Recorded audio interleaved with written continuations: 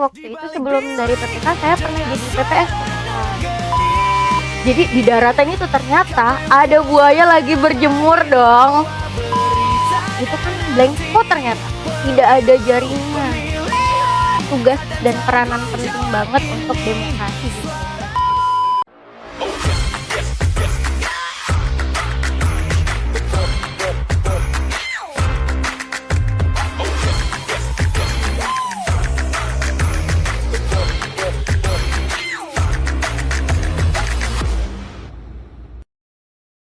Selamat datang di podcast Di Balik Bilik. Yeay.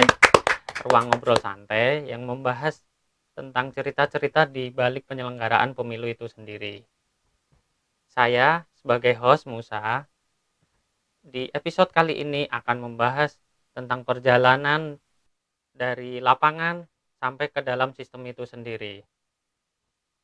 Sudah hadir bersama kita Kak Meti Fitriana, CPNS KPU Bulungan. Yeay. Halo. Halo Kak Meti. Halo Kak Musa.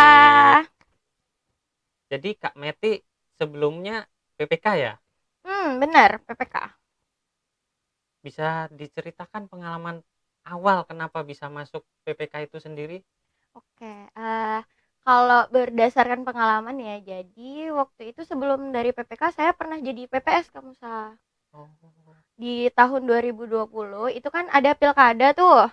Nah, di era Covid itu saya jadi PPS, jadi ketua PPS di Kelurahan Tanjung Salor Hilir. Nah, setelah itu di 2022 itu kan ada rekrutmen lagi untuk persiapan PPK Pemilu dan Pilkada di 2024. Jadi saya waktu itu jadi PPK di tahun 2024 untuk pemilu dan pilkada. Gitu dia Kak Musa. Jadi begitu. Terus ada nggak sih momen-momen atau kisah yang berkesan yang Kak Meti jalani selama menjadi PPK? Kalau yang berkesan banyak banget ya.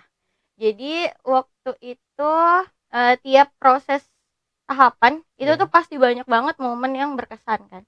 Tapi yang paling saya ingat di tahun 2024 itu di pemilu saya kan ikut ngantar logistik nih Kak Musa. Jadi kebetulan saya PPK di Tanjung Selor. Jadi di Tanjung Selor itu ada 9 kelurahan desa. Nah, jadi salah satu kelurahannya itu ada yang namanya Kelurahan Tanjung Selor Timur. Di Tanjung Selor Timur itu ada satu desa yang terpisah pulau gitu, daerah PKMT SP1. Jadi ada 2 jalur sebenarnya, ada jalur darat dan ada jalur sungai. Tapi karena waktu itu sedang proses pembangunan, jadi jalur darat itu tidak mumpuni untuk kita lewati untuk pengantaran logistik. Jadi kita menggunakan jalur air. Itu sekitar 30 menit kita tempuh melalui jalur air itu kan pakai ketinting. Kamu tahu ketinting nggak? Oh iya, kapal kecil itu ya? Bener. Nah, jadi bayangin ya kita pakai ketinting yang ukurannya cuma satu badan. Itu satu ketinting itu bisa menampung sekitar 4 orang. Kita sama kotak nih kamu sama logistik untuk pemilu. Jadi waktu itu saya pikir kan ya udahlah 30 menit gitu lewat jalur air. Jadi waktu perjalanan nih biasanya santai kan gitu di siang hari waktu itu. Dari siang ke sore kita santai, terus tiba-tiba di daerah udah dekat PKMT-nya ini kan ada kayak daratan gitu yang air kan lagi surut tuh. Yeah. Jadi di daratan itu ternyata ada buaya lagi berjemur dong. Terus gimana perasaan Kak Meti waktu itu? Kaget banget kayak, banyak banget itu ada sekumpulan buaya lagi berjemur. Kita lewat, terus pas kita lewat karena kena ombak-ombak gitu mereka lari ke arah perahu. Itu kan saya tidak pernah menyangka mengantar logistik ini ternyata akan diserbu oleh buaya ya. Jadi bagi orang yang tidak bisa berenang kan itu challenging banget, buaya lagi. Jadi habis itu selesai kita nganterin, terus sampai di daerah PKMT-nya itu kan blank spot ternyata, tidak ada jaringan. Jadi waktu itu kita menghubungi anggota KPPS-nya tuh lumayan kesulitan. Terus kita berjalan sekitar setengah kilo gitu untuk mengantarkan logistik sampai di TPS. Di situ pulangnya yang lebih menakutkan adalah air itu udah mau surut. Otomatis kalau air surut tuh kan perahu nggak bisa lewat ya ke Tinting tadi tuh. Jadi itu kita buru-buruin banget lah dengan kondisi yang ternyata banyak buaya ya. Itu sih momen yang paling saya ingat. Terus tadi ada yang saya highlight terkait blind spot. Mm-mm. Nah, itu bagaimana Kak Meti sebagai P3K itu kan penengah antara KPU dan PPK. masyarakat, PPK Uh-uh. itu penengah antara KPU dan masyarakat. Mm-mm. Nah, bagaimana cara Kak Meti untuk berkomunikasi misal ke KPU Mm-mm. ataupun ke masyarakatnya sendiri? Oke, kalau di daerah PKMT itu mereka memang ada beberapa titik ya, memang blank spot yang tidak ada jaringan sama sekali. Nah, tapi beberapa waktu itu mereka bisa mengakses ke daerah yang ada jaringan. Jadi mereka tuh berkomunikasi via ponsel, itu nelpon dengan keadaan yang memang agak sulit sih kamu sah. Tapi karena kita juga waktu itu lagi tahapan dan dikejar-kejar waktu, jadi segala sesuatu tuh bisa kita atasi. Jadi lebih banyak koordinasi sih, datangi langsung tempatnya, terus juga PPS yang di tingkat kelurahannya juga proaktif pada waktu itu. Jadi mereka mampu mengakomodir teman-teman yang memang di daerah blank spot. Itu Kemusa. Jadi begitu. Mm-mm. Kemudian dari PPK sendiri Kak Meti langsung ke CPNS KPU Bulungan ya. Benar. Nah, itu gimana kisahnya kemudian tertarik untuk mendaftar ke dalam Di untuk masuk ke CPNS. dalam sistem KPU itu sendiri? Oke, jadi karena berangkat dari saya pernah jadi PPS di tahun 2020, saya sudah tahu ritme kerja di KPU itu bagaimana ya, sedikit demi sedikit juga udah mulai mengerti. Terus ada pendaftaran untuk jadi badan ad hoc lagi di 2022 untuk persiapan pemilu dan pilkada di 2024. Jadi saya sudah terbiasa dengan ritme kerjanya di KPU dan akhirnya 2024 itu kan kita sama-sama ya kita ada Ya, pembukaan CPNS. Karena waktu itu saya mikir apa daftar di KPU aja karena kayak dalam kondisi lagi tahapan ini kan agak sulit ya untuk belajar. Jadi kalau misalnya saya lolos SKD, SKB-nya kan otomatis merempet-rempet ke pekerjaan yang sedang saya tekuni saat ini. Jadi makanya saya ya udah daftar KPU aja gitu.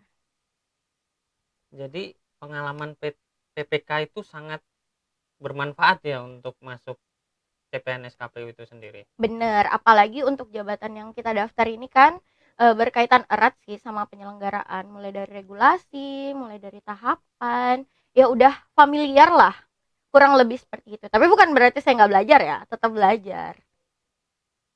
Nah, kemudian saya juga ingin tanya, Mm-mm.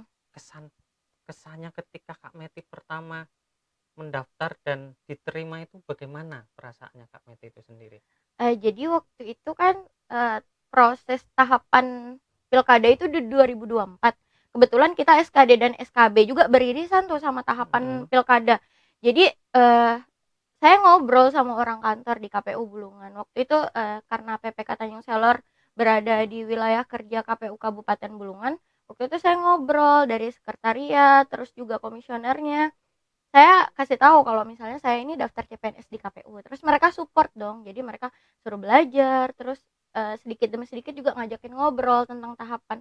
Nah, di situ karena mereka support, jadi tiap tahapan itu mereka selalu follow up. Gimana tadi SKD-nya? Dan alhamdulillah waktu itu kan lolos ya. Jadi mereka suruh saya belajar untuk SKB. Dan waktu saya lolos, itu kebetulan kita di KPU Kabupaten Bulungan itu ada rekapitulasi tingkat kabupaten. Nah, di situ waktu pengumuman itu ya surprise lah orang-orangnya pada pada seneng kan karena kayak saya bergabung lagi nih sama KPU Kabupaten Bulungan gitu. Saya juga ya seneng lah karena teman-teman kerja saya ya teman-teman yang ada di KPU Kabupaten Bulungan udah familiar. Jadi begitu. Mm-mm.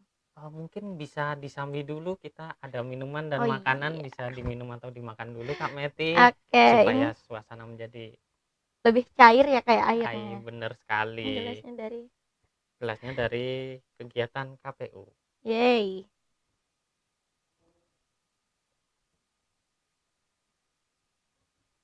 Kita lanjut lagi Kak Meti. Oke.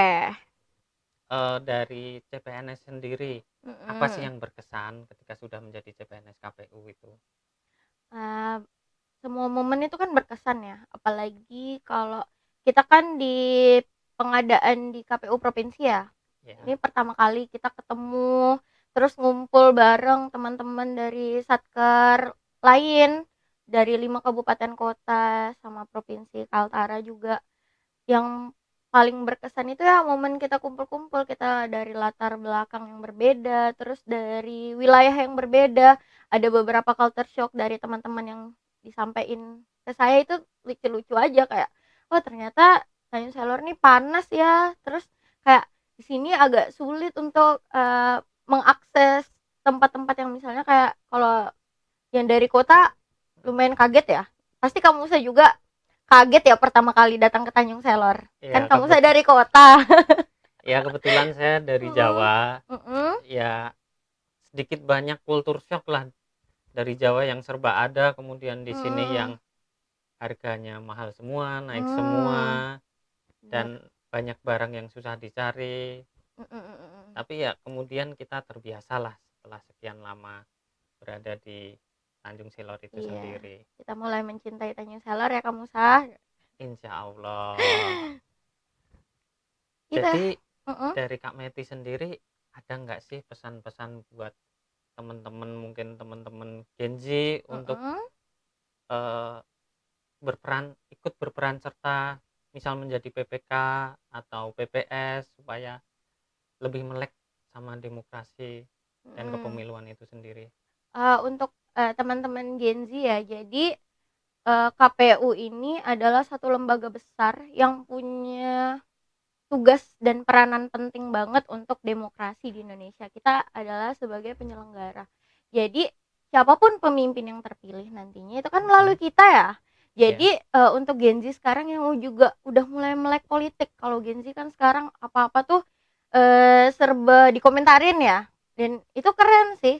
Jadi kalau Gen Z sekarang kalau bergabung di KPU sebagai badan ad hoc, entah itu PPK, PPS ataupun KPPS ya, jadi harusnya lebih nyambung ya, karena secara regulasi juga Gen Z itu kan udah pasti 17 tahun umurnya. Jadi udah pasti bisa jadi penyelenggara kita di badan ad hoc. Terus sekarang KPU juga konsepnya kan serba digitalisasi. Jadi ada beberapa aplikasi yang memang cocoknya nih buat Gen Z nih. Contohnya aja kamu usah kalau misalnya kita pencocokan dan penelitian data pemilih itu kan kita pakai aplikasi namanya e-Coklit. Jadi yang mengoperasikan itu baiknya Gen Z sih gitu. Jadi para Gen Z yang ada di rumah jangan lupa selalu update nih, terutama untuk di KPU Bulungan. Saya promo sedikit ya, nanti di Stitch. Ini Instagramnya KPU Kabupaten Bulungan. Boleh.